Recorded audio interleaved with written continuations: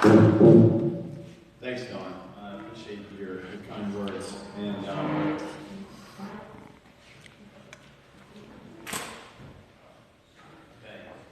so Don says he always learns something about me, or maybe what he didn't know about me is I suffer from really bad allergies. So if I break out into a sneezing fit, I was commenting to somebody earlier, we haven't had a hard freeze yet this year, unfortunately. So my allergies have started up early. So if I have to take a TV timeout to break out into a sneezing fit, I don't have coronavirus or anything. I just have really bad allergies.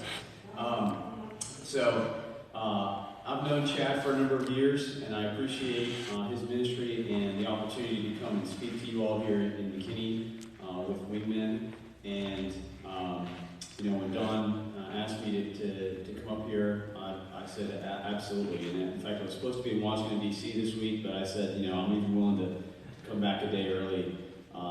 You can't get away from the swamp soon enough. So I was on one of the first flights back yesterday, and so I'm glad you gave me an opportunity to come back home to Texas, Don. So a little bit about myself and about First Liberty. As Don said, I served in the Marine Corps, but that's, not the only thing about me. Don also said that every person has a testimony. I too have a testimony. I was not raised in a Christian home. I didn't grow up as a Christian. I actually grew up in Northern California, in the Bay Area. Most people don't know it by looking at me. Most of the time when somebody comes up and starts talking to me in a foreign language, it's usually Spanish.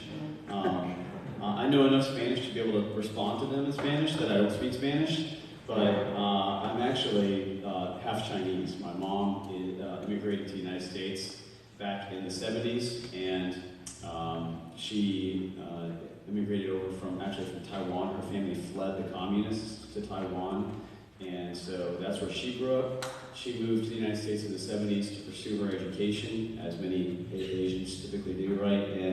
But she's agnostic, and that's how she raised me. And my parents divorced when I was 3.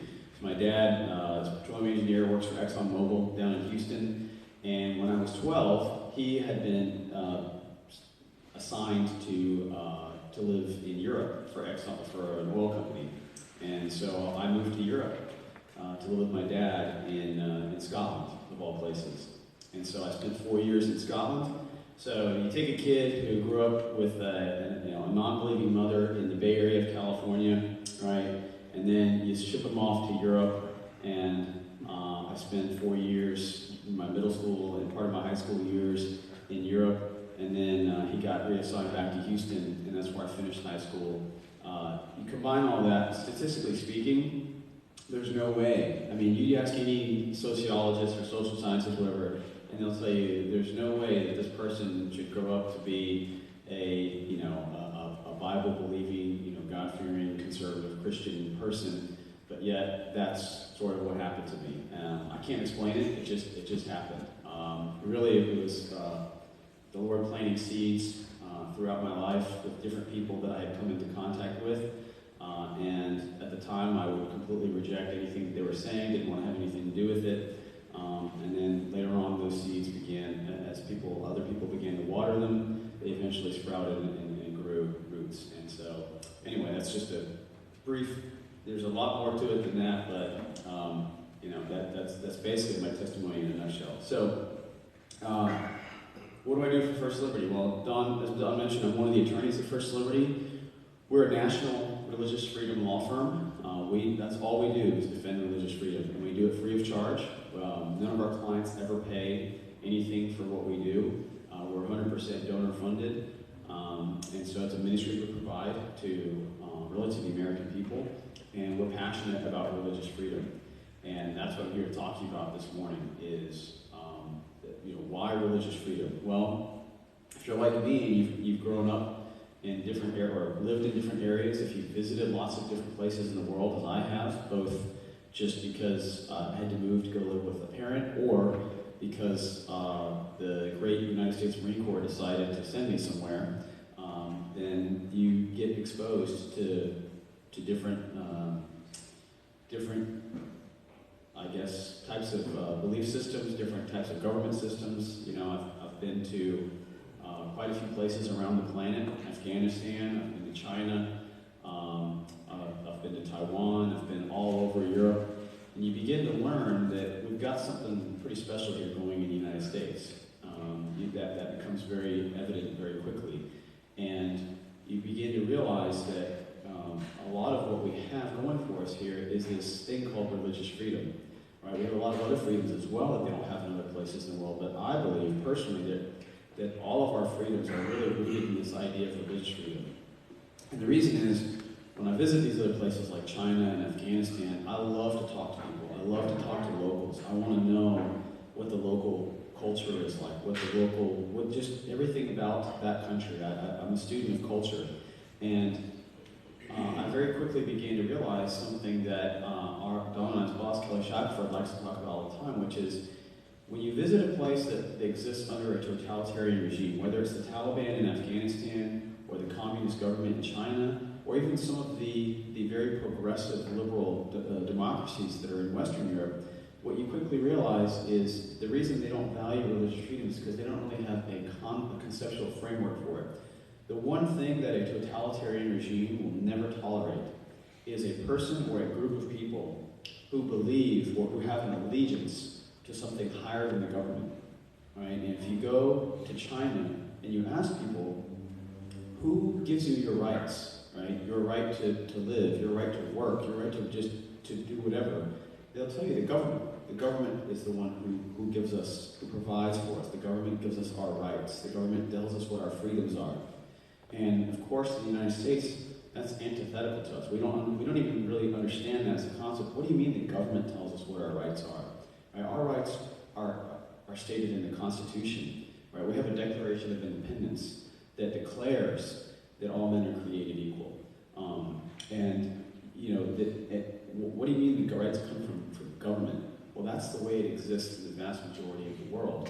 And those governments will not tolerate people saying, no, our rights don't come from you, government. Our rights pre-exist government. Our rights come from, and for those, I assume if you believe like I do, you would say our rights actually come from God. We are endowed by God with our rights. So that's why I believe religious freedom is important, because if you begin to strip away that framework, right, then, and you take that away and you remove that, you begin to see a lot of the things that we're seeing happening around the world that can be frightening and scary to us. So, another question I get asked a lot in my role, I do a lot of traveling on the plane. People want to know what I do for a living, and I tell them, and start talking about it, and they'll say, so you went to law school, and now you fight for religious freedom, What is that like? And I tell them, well, it's exciting, every day is an adventure. And they say, but is our religious freedom really under attack in this country? You just said we're the freest country in the world. We've got the best constitution. So, and I tell them, I said, it's funny you say that, because people ask me, what's my end goal, right? What do I see myself doing? I said, I want to work myself out of a job. I want to make my existence obsolete, because that will mean that religious freedom is no longer under attack. Because hopefully, by the end of my time talking to you this morning, you'll agree with me that it really is under attack, and that the threat in this country is real. It may not be as far along down the tracks as it is in some other places around the world. I don't think that we have the need for an underground church in the United States to the same degree that it's needed in China. I don't know if you know this, by the way, that most studies now, and most of them are estimates because they don't have the actual numbers, but that the number of Christians, that in the very near future, China will have the largest population of Christians of any country on the planet.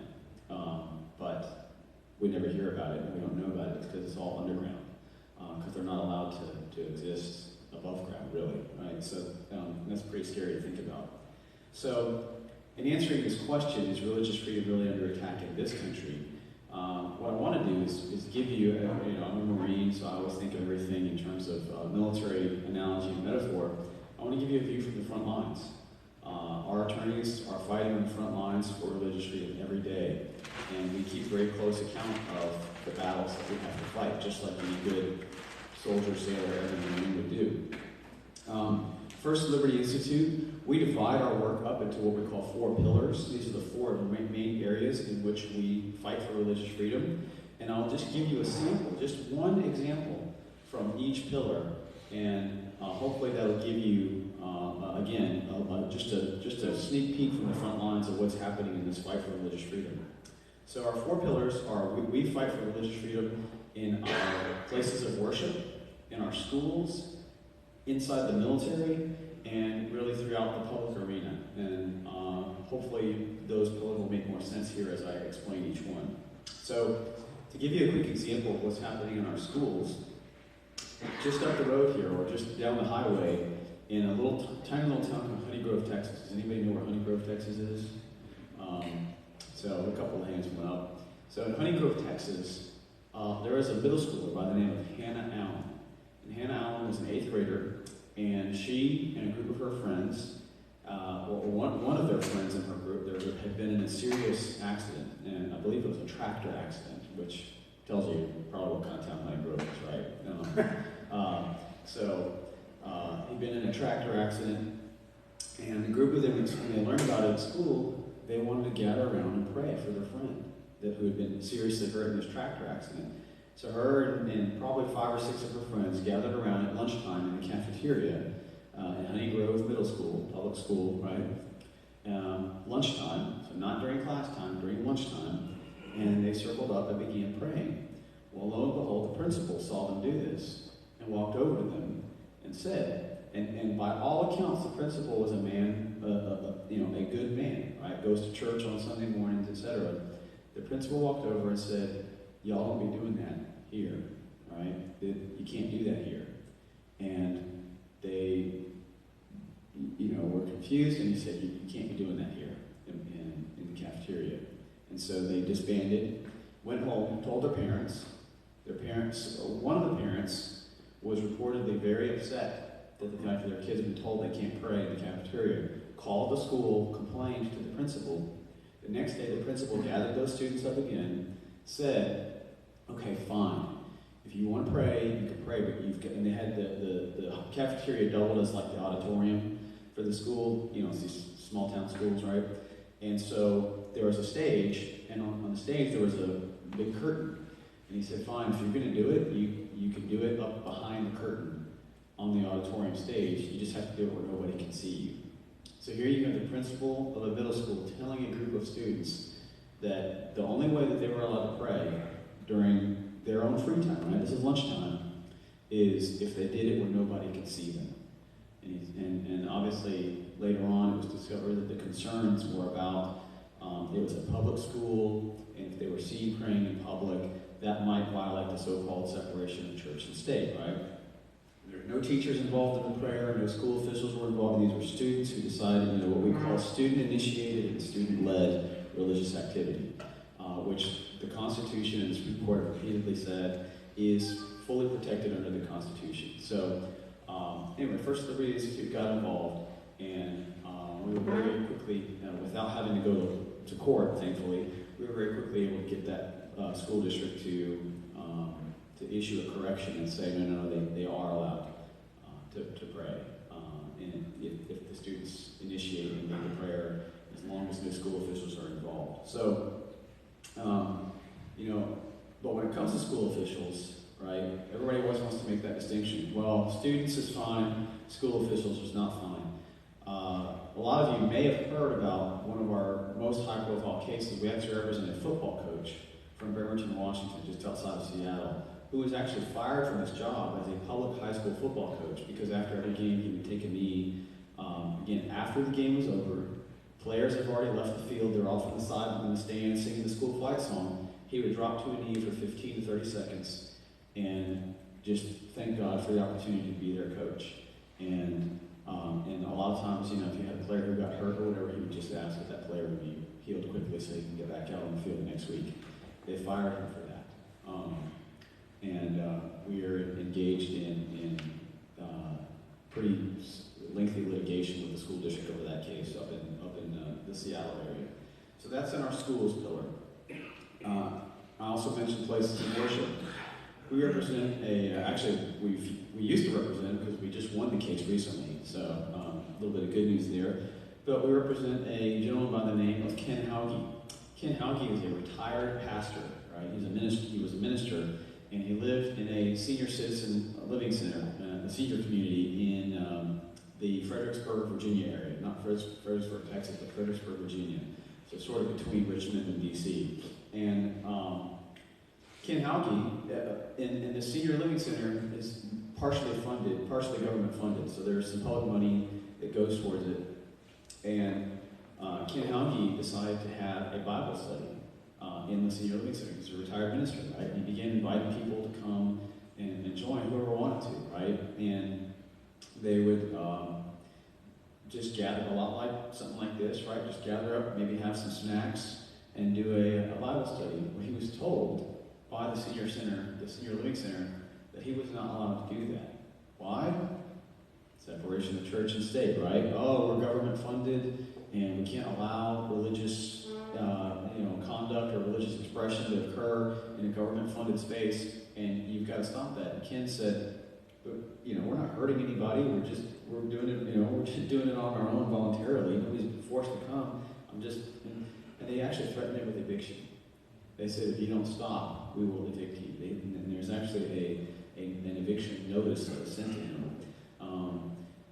We got involved, and we ended up getting the Department of Housing and Urban Development, HUD, because they're the ones that enforce our federal non-discrimination laws and housing non-discrimination laws. And they got involved, and thankfully, the senior center backed down and settled with us. And we're able to, I'm not allowed to disclose the amount of the settlement, but just suffice it to say that Ken Hauge is, number one, very happy, and number two, he's allowed to continue his Bible studies in his apartment complex. So it's not exactly a church, but it is a place of worship, right? Somebody who wants to be able to gather together with other people to study Scripture and to learn about God and to fellowship. But we also represent actual places of worship. Just down the road in Dallas, Texas, we had to represent an Orthodox Jewish synagogue who was being threatened by the city of Dallas with being zoned out of existence. They would not allow them to have the zoning permits to be able to congregate and have a congregation and operate as a synagogue because it was in a residential area. But it happened to be a residential area where a lot of Orthodox Jewish people live.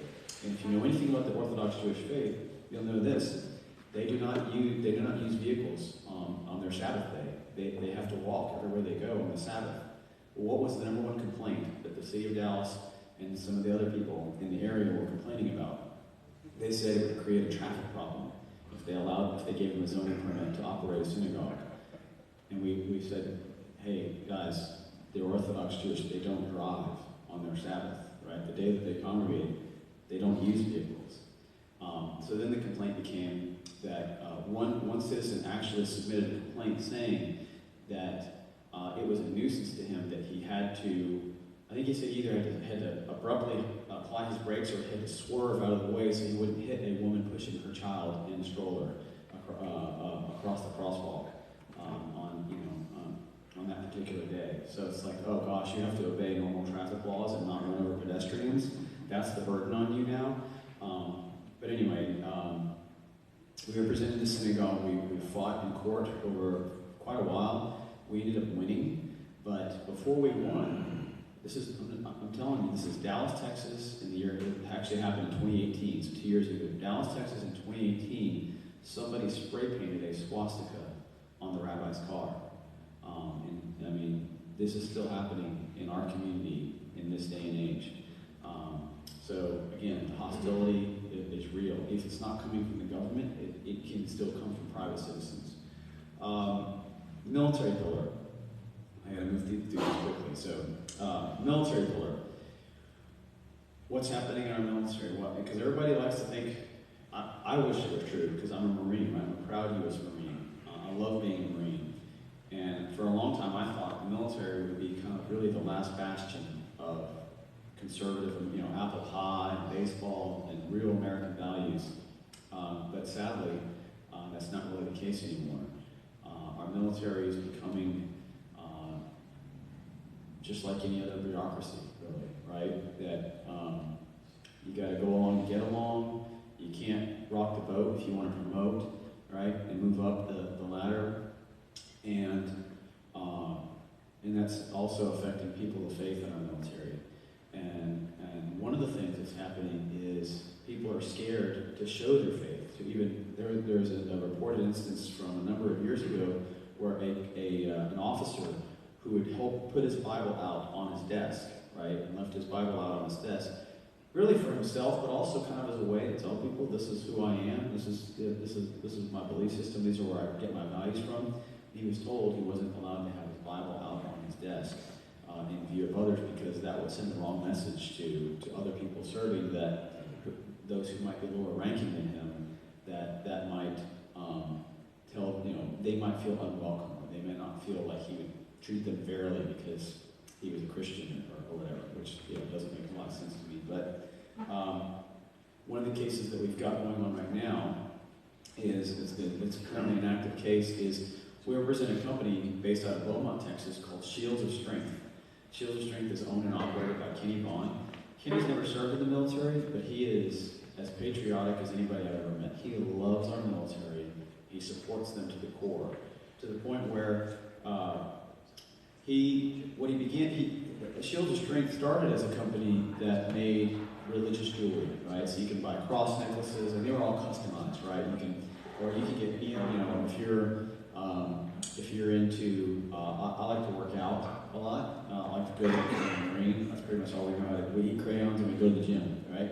And so Kenny knows that I like to work out. So this is one of the things that his company makes, is these necklaces. And this, I don't know if you can see it, but it's like a dumbbell, and inscribed on it is a scripture verse, right? And that's how he got his start, making those. But he also began making dog tags, replica dog tags, not the kind the government issues, but a custom one that looks just like the real one. And he began inscribing Bible verses on it. And the most popular verse is from Joshua 1:9, which says, "I will not be afraid. I will be strong and courageous, for the Lord my God is with me." Right? You think that's the kind of verse that a soldier, sailor, airman, Marine would probably want to have when they're going off to deploy or going into a hostile fire zone or whatever. I sure would like to have had one when I was in Afghanistan. I didn't know about Shields of Strength back then, so I wish I did. So, long story short, the Department of Defense has told, and Kenny got a license, right? You have to have because on one side he would put the U.S. Army logo, on the other side he would put Joshua 1:9, or the U.S. Marine Corps logo, on the other side Joshua 1:9, or John 3:16, or whatever. And lots of times he would do them customized, because you get a unit commander and say, "Hey, can you make some with my unit's logo and Joshua 1:9 on the other side? We need 2,000 of them." And Kenny would just pay for it out of his own pocket. Right? Say, hey, they would say, "How much is it going to cost us?" And he'd say, "Nothing.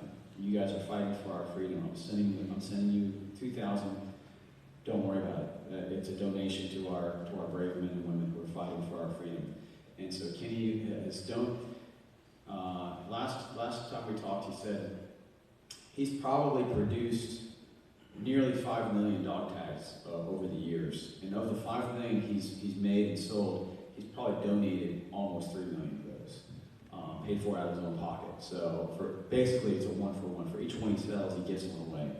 And somebody complained to the Department of Defense and said, "Hey, this guy's making these dog tags that have the U.S. military logos and Bible verses on it." And the complaint came from an activist organization. They're an atheist organization that are activists, kind of like the ACLU type of organization. Guess what the complaint was based on?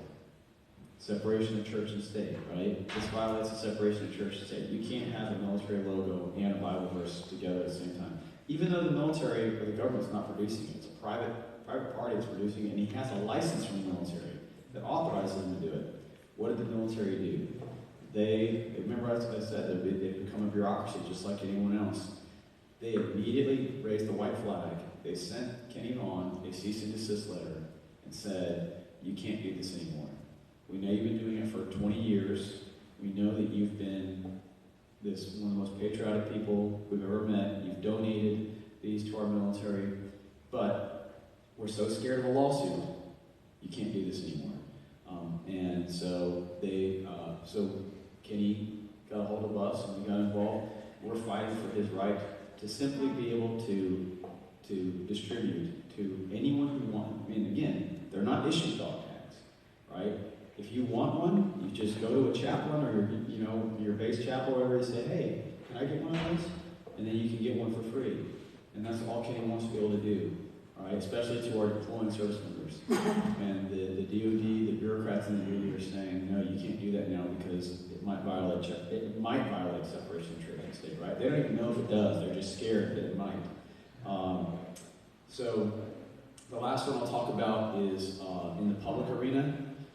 This one, you've probably heard of this case. We represent the bakers from Oregon, right, who own a small bakery, and they are very devout in their Christian faith, and they're happy to make any kind of special cake that you want, but what they can't do is make a cake that conveys a message that violates their religious faith and their beliefs.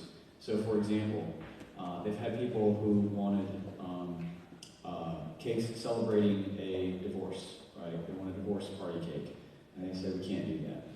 They had another one where somebody wanted, I can't remember, it was some alcohol-related theme, and they said, yeah, we don't feel comfortable making that one. And then they had a same-sex couple who said we would like a wedding cake for our same-sex wedding. And they said, and they had actually previously they'd been previous customers, and they were repeat customers, and they had birthday cakes and whatever. Aaron and Melissa Klein were more than happy to serve them for birthday cakes and other types of parties and whatnot. They said, but the one thing that we can't do is create a message that violates our religious beliefs. And so, and just to make sure I'm clear on the distinction here, if the couple had come in and just wanted to buy like an off-the-shelf cake that was already pre-made, no problem, right? More than welcome to do that. You want to buy a dozen cupcakes or whatever, we're happy to serve. But what they wanted was a custom cake. They wanted to customize the design, and they wanted to express a particular message. So it'd be like going to a sculptor or an artist, and the artist says, yeah, you can buy anything that's already, on the walls, and it's got a price tag on it. Absolutely, I'm happy to sell it to you. But if you come in and say, no, I want to commission you to make a sculpture of something, and if it's a Christian artist, they can say, I want you to make a sculpture of something that a Christian artist would find offensive. Or imagine if it was a Muslim artist, right? I want you to make a sculpture of Muhammad doing such and such. And a Muslim artist would say, I'm not allowed to do that, right? I can't do that. That's the equivalent of what Aaron and Melissa are facing. And you'd think that the Constitution and federal law and state law would protect their right to politely decline to do that. But the state of Oregon said no, to the tune of $135,000, right? They levied a penalty against Aaron and Melissa of $135,000. And they actually, without Aaron and Melissa's permission, went into their bank accounts and took the money from them. And Aaron and Melissa have young children, and they try to teach their children about the value of saving and about this thing called tithing. And they actually have a separate account for tithing, and they even named the account God's Money, so that they could teach their kids about it. The state of Oregon took that money from that account as well, because they said, you owe us $135,000. We issued a fine against you, a penalty against you. Why?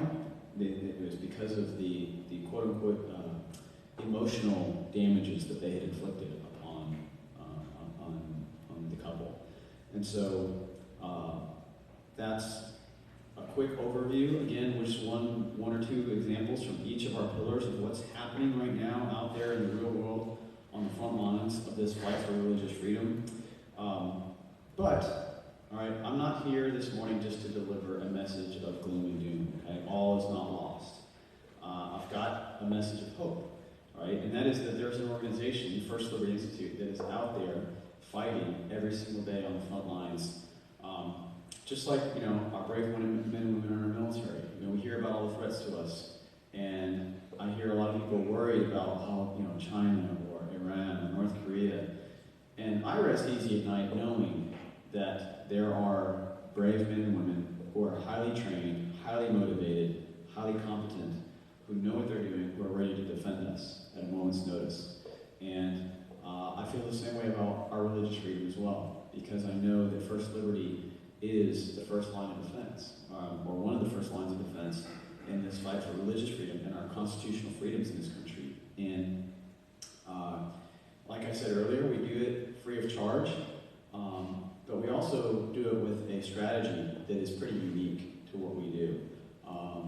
You know, if you are the average law firm that does this kind of work, on either side of the equation, right? If you're the ACLU, how does the ACLU operate? You know, they have local chapters in some of their states, but really, their model is that all their best attorneys, right, hire as many as they can, they put them in an office in New York City, right? And then whenever something big happens, they fly from New York City to wherever they need to go. And that works for a lot of organizations that kind of follow that model. We believe a little bit differently, though. We believe that there are highly talented attorneys who are people who believe in the Constitution, who believe in the First Amendment, and they're actually located in various places around the country. So, for example, if we have a case in Boise, Idaho, right? Instead of flying somebody from Dallas to Boise, Idaho to go fight, because if I land in Boise, Idaho and I'm from Dallas, Texas, I might as well be from Mars, okay? If I'm going to go into a court in Boise, Idaho. What do I want to find the number one attorney from Boise, Idaho, who knows the judge. Probably, you know, I grew up going to school together. Okay, maybe we went to the same law school together.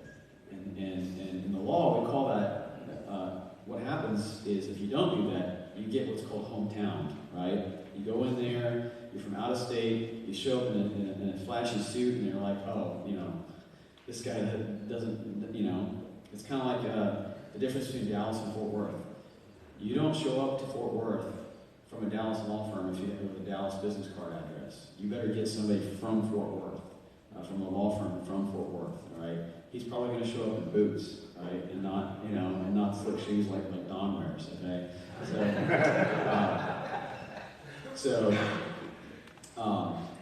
And you know what? We didn't make up that strategy, right? That wasn't our invention. That's how all the top, the Fortune 500 companies do it, okay? The Ford Motor Company, based out of Detroit, if they have a case in San Diego, California, they don't fly a guy from Detroit to go try that case. They just hire the best law firm in San Diego, right? That's how they do that. You know, FedEx, based in Memphis, they got a case in Miami, Florida. They're hiring the number one attorney from Miami, Florida. Or even if it's not even in a big city like Miami, if it's, you know, pick your small town. All right, they're going to find whoever the top attorney is in that area.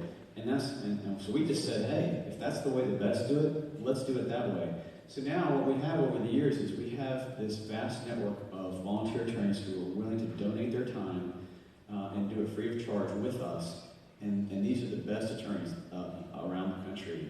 And they absolutely love working with us. And the results are undeniable. We've won, for every case we have in court, going on for about 15 years now, we have an over 90% win rate, okay? The average industry-wide is probably about 50-50, okay? You win one, you lose one. If you're really good, you might be 60% or 70% win rate. First Liberty Institute now, going on about 15 years, we have an over 90% win rate, which is pretty remarkable, given the nature of what we do. So we're winning, okay? There is the battle is real, the hostility is real, but we have a strategy, and we are the subject matter experts in First Amendment law, okay? But we bring in the big guns from these law firms, like I talked about, these top attorneys. And what's funny is, you know, when most people go to law school, you ask them, hey, why are you going to law school? What are you going to do? They always tell you, I want to save the world, right? I want to help people. And I think they're sincere. But then they graduate law school and they've got, you know, 6 figures worth of debt, and they're going to figure out, what am I going to do now? And most of us quickly realize constitutional law doesn't pay the bills, okay? It just doesn't.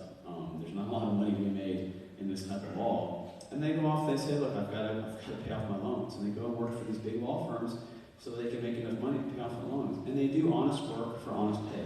There's absolutely no shame in what they do. But they've never really had the opportunity, most of them working for these big law firms, they're getting paid enormous sums of money to fight over, who owns a font in Microsoft Word, okay? I'd rather dig my eyes out with a fork than fight over who owns a font in Microsoft Word, right? I wake up in the morning excited about what I get to do.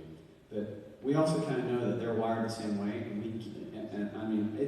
I've lost count of how many times we've given one of our cases to one of these volunteer firms to work with us, given them the opportunity, and it's like a drug. They're addicted. They keep coming back for more. And I remember one time this young attorney I was working with, he was one of the top law firms in Houston, and we were communicating about a case pretty late at night, and I called him and I apologized, and I said, his name was Johnny. I said, "Hey Johnny, I'm sorry that, I know you got paying clients and you got to put those first, and this is eating up a lot of your time, and, I apologize about that." And he said, "Are you kidding me?" He said, "When I'm not working on my real case, my paying clients cases, I keep finding myself kind of coming back to this like a hobby horse. He's like, I can't stop thinking about this case." And I said, "Really?" He said, "Yeah, he goes, I've been practicing law for like 7 years now, and this is probably the most exciting thing I've ever done as a lawyer." He says, "Don't get me wrong, I love my firm, I love what I do, and I like how much I get paid," but he goes, "But this is why I became a lawyer."